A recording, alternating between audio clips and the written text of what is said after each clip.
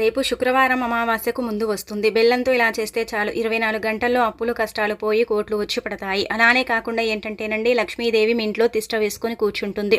మీకు కావలసినంత ఐశ్వర్యాన్ని ఇస్తుంది. కాబట్టి శుక్రవారం పూట ఎవరైతే బెల్లంతో ఈ పరిహారం చేసుకుంటారో అలాంటి వాళ్ళ యొక్క సుడి తిరిగిపోతుంది. వారికి ఏంటంటే గనక అద్భుత ఫలితాలు వస్తాయన్నమాట.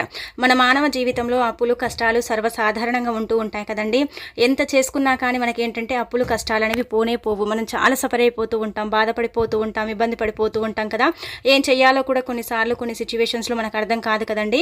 అలాంటి వాళ్ళు ఏంటంటే శుక్రవారం పూట అండి ఖచ్చితంగా ఈ పరిహారం అనేది చేసేసుకోండి, మంచి ఫలితాలను పొందండి. అంటే 24 గంటల్లోనే అప్పులు కావచ్చు, కష్టాలు కావచ్చు, మీకుండే బాధలు కావచ్చు, ఇవన్నీ కూడా తొలగించుకోవటానికి, వీటన్నిటి నుంచి కూడా మీరు బయటపడటానికి చక్కగా ఉపయోగపడే పరిహారాలని చెప్పుకోదగ్గ విషయం. కాబట్టి వీటిని ఏంటంటే కనుక ఒక విధి విధానంగా చేసుకోండి, మీకుండే ఇబ్బంది అంతా కూడా తొలగించుకోండి. అసలు బెల్లంతో మనం ఏం చేయాలనేది తెలుసుకునే ముందు ఒక చిన్న రిక్వెస్ట్ అండి, వీడియోని పూర్తిగా చూడండి, నచ్చితే లైక్ చేయండి, కొత్తగా చూస్తున్నట్టయితే సబ్స్క్రైబ్ చేసుకోండి. నార్మల్గా ఏంటంటే కనుక మానవ జీవితం అన్న తర్వాత అండి కష్టాలు ఉంటూ ఉంటాయి, దుఃఖాలు, దరిద్రాలు, అలానే కాకుండా అప్పులు, ఇవన్నీ కూడా ఉంటూ ఉంటాయి. సర్వసాధారణంగా ప్రతి ఒక్క మానవుడి యొక్క జీవితంలో ఇవి ఉంటాయి. కొంతమందికి ఏంటంటే కనుక ఎక్కువగా ఉంటూ ఉంటాయి, కొంతమందికి తక్కువగా ఉంటూ ఉంటాయి. తక్కువగా ఉన్నవారు ఏంటంటే కనుక వాళ్ళకు లేవు, మాకేమో ఎక్కువ ఉన్నాయి అన్నట్టుగా ఏం బాధపడిపోరు. మన గ్రహాల అంటే స్థితిగతులపై కూడా ఆధారపడి ఉంటుందండి. తొందరగా ఏంటంటే మన అప్పులు తీరిపోతాయి, ఒక్కొక్కసారి మన అప్పు తీరనే తీరదు. మనం సంపాదించిందంతా కూడా ఏంటంటే కనుక వడ్డీల మీద వడ్డీలు కట్టి మనం ఇబ్బంది పడిపోతూ ఉంటాం కదా. అలాంటి వాళ్ళు కావచ్చు, కష్టాలండి ముఖ్యంగా ధనానికి సంబంధించింది కావచ్చు, ఇంటికి సంబంధించిన కష్టాలతో సఫర్ అయిపోతూ ఉంటారు కదా. అలాంటి వాళ్ళు కూడా ఈ పరిహారం అయితే చేసేసుకోవచ్చండి. బెల్లమే కదా అనుకోకండి, బెల్లం చాలా శుద్ధి అయిన పదార్థం. బెల్లం ఏంటంటే కనుక చాలా చాలా పవిత్రతను కలిగి ఉంటుంది. బెల్లం అందరి ఇళ్లలో ఉంటుంది. మనం పెద్దగా ప్రత్యేకించి ఏంటంటే కనుక బెల్లాన్ని తీసుకుని మనం పరిహారాలు చేయాల్సిన అవసరమే లేదండి. చాలా చిన్న పరిహారం అనమాట. ఎలా అంటే బెల్లం తెచ్చుకోవాల్సిన అవసరం లేదు, మన ఇంట్లో ఉండే బెల్లాన్ని తీసేసుకుని ఈ పరిహారానికి మనం ఉపయోగించుకోవచ్చు. అలానే కాకుండా ఇంకొకటి ఇక్కడ మీరు గుర్తుపెట్టుకున్నట్టయితే, ఇక్కడ మనం ఈ బెల్లంతో పరిహారం చేసిన 24 గంటల్లోనే ఫలితం పొందవచ్చు అని మనకి ఏంటంటే పరిహార శాస్త్రంలో చెప్పబడుతుంది అనమాట. అందుకే మీరేంటంటే బెల్లంతో ఈ విధంగా పరిహారం అనేది చేసేసుకోండి. కానీ ఇతరులతో పంచుకోకుండా మీకు మీరే చేసుకుంటే సరిపోతుంది. దీనికంటూ మీరేంటంటే కనుక సమయం అంటూ ఏమి లేదు, ఎలాంటి ఆహార నియమాలంటూ ఏమి లేదు. శుక్రవారం అంటేనే అమ్మవారికి అంకితం చేయబడే రోజు. శుక్రవారం రోజు లక్ష్మీదేవిని విపరీతంగా మనం పూజిస్తూ ఉంటాం, ఆరాధిస్తూ ఉంటాము. ఆ తల్లిని పూజించటం వల్ల, ఆరాధించటం వల్ల ఏంటంటే కనుక దైవానుగ్రహం కలుగుతుందని భావిస్తాము. అంటే సంపదకు ఆది దేవత లక్ష్మీదేవి. ప్రతి ఒక్కరు కూడా ఏం కోరుకుంటారండి, ఎలాగైనా సరే మాకు లక్ష్మీదేవి అనుగ్రహం కావాలి, లక్ష్మీదేవి అనుగ్రహం వల్ల మేము అంటే లైఫ్లో ఎదగాలి, ఇంకా మేము ఏంటంటే కనుక సంపాదనను మేము పెంచుకోవాలి అన్నట్టుగా భావించుకుంటూ ఉంటారు కదా. అందుకే చాలామంది కూడా అండి, అంటే ఎంత లేనివారైనా సరే, ఎంతటి పేదవారైనా సరే అమ్మవారికి ఏంటంటే కనుక ఒక చిన్న దీపమైనా సరే పెట్టుకుంటారండి. మనకి ఇప్పుడు ఏంటంటే చూసుకున్నట్టయితే అంటే అమావాస్యకు ముందు శుక్రవారం వస్తుంది. ఇలా రావటం చాలా విశేషం. అలానే కాకుండా ఏంటంటే కనుక ఈరోజు ముఖ్యంగా మీరు అమ్మవారికి ఏంటంటే కనుక ప్రత్యేకించి ఈ యొక్క దీపం పెట్టండి. ఇలా పెట్టడం వల్ల ఏం జరుగుతుందంటే కనుక మీరు మంచి ఫలితాలను అయితే పొందుతారు. మనం ఏంటంటే ఉప్పు దీపం అండి, ఐశ్వర్య దీపం అంటాం కదా. ఆ దీపం ఏంటంటే కనుక మీరు ముఖ్యంగా శుక్రవారం పెడితే ఐశ్వర్యంతో మీ ఇల్లు నిండిపోతుంది. ఐశ్వర్యంతో ఏంటంటే కనుక మీ ఇల్లు అంతా కూడా అండి అంటే ఇలా వెలిగిపోతుందని చెప్పొచ్చు. ఎవరికైతే ధన సంపద ఎక్కువగా అంటే ధన సంపద కావాలి, ధనాన్ని మేము అభివృద్ధి చేసుకోవాలి, మాకు సంపాదన పెరగాలనుకుంటారు కదా, అలాంటి వాళ్ళు ఐశ్వర్య దీపం అంటే ఉప్పు దీపం పెట్టొచ్చు. అలా కుదరదండి అనుకునేవారు నార్మల్గా ఈ విధంగా దీపం పెట్టండి. దీపం అంటే ఏమీ లేదు, సింపుల్గా మనం ఎలాగైతే ప్రతిదినం దీపం పెడతామో అలాగే పెట్టుకోవాలి. దీపం పెట్టిన తర్వాత అందులో ఏంటంటే కనుక మీ సమస్యకు తగ్గట్టుగా, ధన సమస్య ఉంటే యాలక్కాయని వేయాలి, కష్టాలు ఉంటే లవంగాన్ని వేయాలి, శని దోషాలు ఉంటే మీరు ఏంటంటే కనుక మిరియాలని వేసుకోవాలి. ఎన్నెన్ని వేయాలండి అంటే కనుక యాలక్కాయ ఒకటే వేయాలి, లవంగం ఒకటే వేయాలి, మిరియాలే 2 వేసుకోవాలి. అలానే కాకుండా చిటికెడు ఆవాలను కూడా వేయొచ్చు. శని దోషాలు, గ్రహ దోషాలు, ఇబ్బందులు, దరిద్రాలు ఉంటే ఆవాలు చిటికెడన్ని వేసేసి కూడా దీపం పెట్టవచ్చు. ఎప్పుడు కూడా వెలుగుతున్న దీపంలోనే మనం ఏంటంటే గనకనండి ఈ వస్తువులను వెయ్యాలి. వెలిగించక ముందుకు ఏంటంటే గనక వస్తువులను వెయ్యకూడదు. ఆ దీపం ఏంటంటే గనక మనం పెట్టినా అది పని చెయ్యదనమాట. ఆ దీపానికి ఏం పెద్దగా అంటే ఫలితం ఉండదు. కాబట్టి దీపం వెలిగించిన తర్వాత, దీపం ముట్టించిన తర్వాత మనం ఈ వస్తువులను వేస్తే అదేంటంటే గనక అప్పుడు లక్ష్మీదేవికి చేరుతుంది దీపం అని పురాణం చెబుతుంది.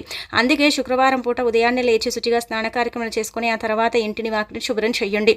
శుక్రవారం కాబట్టి బూజు దులపటం కానీ, లేదంటే దేవుడి పటాలు క్లీన్ చేయటం కానీ ఇలాంటివి చెయ్యకూడదు. ఒకవేళ ఇలాంటివి చేస్తే మీ ఇంట్లో నుంచి లక్ష్మీదేవి వెళ్ళిపోతుంది, మీ ఇంట్లో ఉండనే ఉండదనమాట. అందుకే శుక్రవారం పూట ఇలాంటి పనులను అయితే చేయకండి.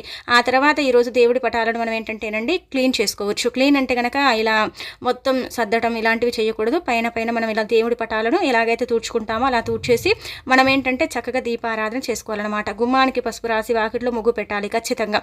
ఎందుకంటే శుక్రవారం లక్ష్మీదేవి భూమిపైన సంచరిస్తూ ఉంటుంది. ఏ ఇల్లు బాగుంటుందో ఆ ఇంట్లోకి ప్రవేశిస్తుంది. ఏ ఇల్లు అంటే ఆ తల్లికి నచ్చుతుందో ఆ ఇంట్లోకి స్థిర నివాసాన్ని ఏంటంటే కనుక ఆ తల్లి ఏర్పరచుకుంటుందన్నమాట. అందుకే మీరేంటంటే కనుక శుక్రవారం ఖచ్చితంగా ఇంటి ముందు అంటే ముగ్గు పెట్టడం, గుమ్మానికి పసుపు రాయటం, కుంకుమతో బొట్టు పెట్టడం, ఇలా పెట్టేసిన తర్వాత ఏంటంటే ఇంటిని కూడా క్లీన్ చేసుకోవటం, ఇంట్లో పసుపు నీళ్లు చల్లుకోవటం, ఇవన్నీ కూడా చేసుకోవాలన్నమాట. ఇలా చేసేసి దీపారాధన చేసేసి ఆ దీపానికి ఒక అరటిపండు కానీ లేదంటే కనుక బెల్లం ముక్క కానీ పంచదార కానీ మనం ఏంటంటే నైవేద్యంగా పెట్టాలి. దీపం ఎప్పుడు కూడా ఒకటే పెట్టకూడదు, అది భగవంతుడికి చేరదు, దీపం ఏకంగా అయిపోతుంది. కాబట్టి దీపం ఒకటే పెట్టకుండా ఇలా మన ఇంట్లో ఉండేవే నైవేద్యాలు మనం ప్రత్యేకించి తెచ్చుకోవాల్సిన అవసరం కూడా లేదు. వీలుంటే కొబ్బరికాయ కూడా కొట్టుకోవచ్చు, అది ఇంకా మీ ఇష్టం అన్నమాట. ఇలా చేసేసిన తర్వాత అమ్మవారికి ముఖ్యంగా మీ దగ్గర ఉండే పుష్పాలతో అలంకరణ చేసేసుకొని ఇలా ఈ విధంగా పూజించేసుకోండి, సరిపోతుందన్నమాట. ఇక ఆ తర్వాత మనం చూసుకున్నట్టయితే ఇంకొకటి ఏంటంటే కనుక ఇలా పూజించుకున్న తర్వాత తులసి కోటను కూడా ఖచ్చితంగా పూజించాలి. తులసమ్మ అంటేనే లక్ష్మీదేవి కదండి. ఇలా లక్ష్మీదేవి మన ఇంట్లోనే కొలువై ఉంటుంది కాబట్టి మనం తులసి కోటని ఇలా పూజించుకోవాలి. అంటే అగరబత్తులు వెలిగించడం, నీళ్లు సమర్పించడం, తులసి చెట్టు చుట్టూ ప్రదక్షిణలు చేయటం, తులసమ్మకు నమస్కారం చేసుకోవటం, తులసమ్మను తాకకూడదు కానీ నమస్కారం చేయటం, నీళ్లను సమర్పించడం, ఇవన్నీ కూడా చేయొచ్చు. ఇలా చేసిన తర్వాత ఏంటంటే కనుక తులసికి మనస్ఫూర్తిగా నమస్కారం చేసుకుని తులసి కోటలో ఉండే మట్టిని తీసుకుని బొట్టుగా ధరించుకుంటే మనకు అద్భుతమైన ఫలితాలు అయితే వస్తాయి. మనసుడు తిరిగిపోయి మనకంతా కూడా మంచి జరుగుతుందని చెప్పొచ్చు. కాబట్టి ఈ విధంగా మీరండి ప్రయత్నించేసుకోండి, సరిపోతుంది. ఇక ఆ తర్వాత మీరు ఈరోజు ముఖ్యంగా ఇంట్లో స్త్రీలండి ఈ పనులను మాత్రం అస్సలు చెయ్యకండి. చేస్తే భర్త సంపాదన తగ్గిపోతుంది, భర్తకి ఏంటంటే కనుక డబ్బుకు నష్టం చేకూరుతుందని మనకు సిద్ధశాస్త్రంలో చెప్పబడుతుందన్నమాట. చాలామందికి ఈ విషయాల గురించి తెలియదండి, కొంతమంది తెలిసి కూడా చేస్తూ ఉంటారు. అందుకే మన పెద్దవాళ్ళు చెబుతూ ఉంటారండి, సాయంత్రం సంధ్యా సమయంలో ఏంటంటే కనుక ఇంటిని ఊరవటం, ఇల్లుని చీకటిగా ఉంచడం, అలానే కాకుండా ఇంట్లో తలను వీరబోసుకొని తిరగటం, జుట్టు కత్తిరించుకోవటం, గోర్లు కత్తిరించడం, ఇలా ఏంటంటే కనుకనండి మనం ముఖ్యంగా నైటీలు వేసుకొని తిరగటం, ఇలాంటివి అస్సలు మన ఇంట్లో మనం చెయ్యకూడదు శుక్రవారం పూట. ఒకవేళ ఇలాంటివి మనం చేస్తే మాత్రం ఖచ్చితంగా మన ఇంట్లో లక్ష్మీదేవి ఉండదు, సంపాదన తగ్గిపోతుంది. ముఖ్యంగా అదంతా కూడా ఏంటంటే కనుక భర్త పైన ఎఫెక్ట్ పడుతుందని మనకు సిద్ధశాస్త్రంలో చెప్పబడుతుంది. మనం ఏంటంటే కనుకనండి చక్కగా అండి మనకున్నంతలో మనం ఏం పెద్దగా అలంకరణ చేసుకోవాలని ఎలా అని కాదు, మన దగ్గర ఎంతైతే స్తోమత ఉంటుందో దానికి తగ్గట్టుగా చక్కగా చూడగా ముచ్చటగా ఉండాలి.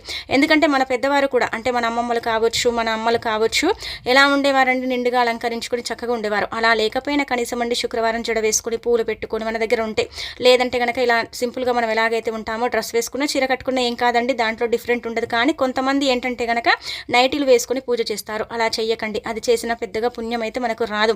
ఒకవేళ నైటీ వేసుకున్నారు ఇంకా చేయటం తప్పదనుకుంటే మాత్రం చున్ని వేసుకోవాలి ఖచ్చితంగా. ఇలా నైటీల మీదనే మనం ఏంటంటేనండి ఇలా పూజ చెయ్యకూడదు, దీపారాధన చెయ్యకూడదు. నైటీ వేసుకొని చున్ని వేసుకొని చేసుకోవచ్చని మనకు శాస్త్రంలో చెప్పబడుతుందన్నమాట.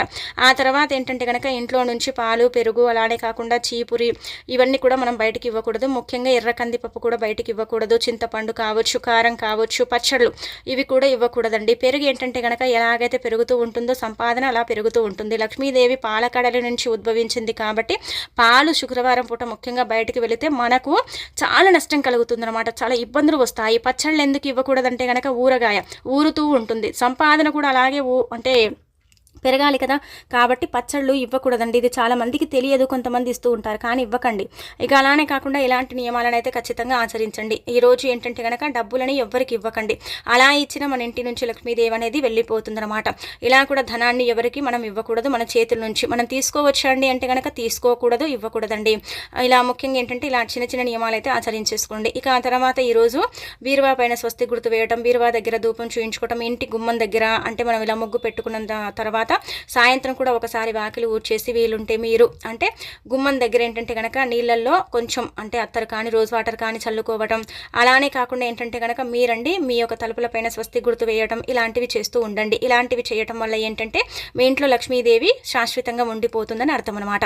అంటే వస్తుందండి, ఆ తల్లి వస్తుంది, శాశ్వతంగా ఉండిపోతుందంటే చాలామంది అనుకుంటారు మా ఇంట్లోకి అసలు లక్ష్మీదేవి రానే రాదండి అనుకుంటారు. కానీ లక్ష్మీదేవి వచ్చింది మనకు కనిపించదు కదండి. మన ఇంట్లో మంచి వాసన వస్తే మన ఇంట్లో అమ్మవారు ఉన్నట్టే. అలానే కాకుండా మన ఇంట్లో ఏంటంటే కనుక చాలా వరకు కూడా అందరూ కూడా ఆనందంగా ఉంటారు, నవ్వుతూ ఉంటారు, కలిసిమెలిసి ఉంటారు కదా. అప్పుడు ఏంటంటే కనుక దేవత మన ఇంట్లో ఉందని అర్థం అనమాట. అంటే లక్ష్మీదేవి మన ఇంట్లోనే ఉంటుంది. అనుకోకుండా ఏంటంటే కనుక మనకు సంపాదన పెరుగుతుంది కదా, అప్పుడు కూడా లక్ష్మీదేవి మన ఇంట్లో ఉన్నట్టే. మన దేవుడి పటాలు జరిగినట్టు, లక్ష్మీదేవి పటం ఒక రకంగా కదిలినట్టు, అలానే కాకుండా కొన్ని మార్పులు చేర్పులు, మంచి వాసన రావటం, ఇవన్నీ కూడా ఏంటంటే దైవానికి అంకితం అనమాట.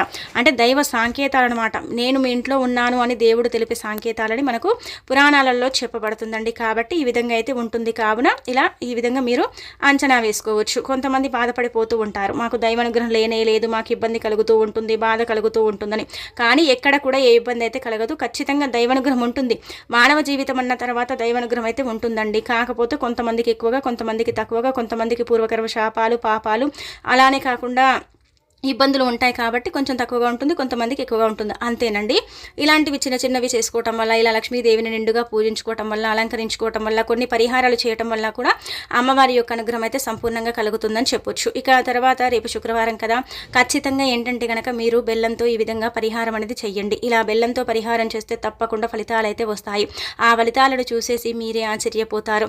ముఖ్యంగా చెప్పాలంటే కనుక బెల్లం అనేది చాలా శుద్ధి అయిన పదార్థం. బెల్లంతో పరిహారం చేస్తే తప్పక సిద్ధిస్తుంది. బెల్లం అనేది దేవుడికి అంటే దేవతలకు నివేదన చేసే పదార్థం అనమాట. దేవుడు అంటే దేవతలకు, దేవుళ్లకు చేరే పదార్థం కాబట్టి బెల్లంతో ఈ విధంగా మీరు పరిహారం చేయటం వల్ల అయితే పర్ఫెక్ట్గా పనిచేస్తుంది అనమాట.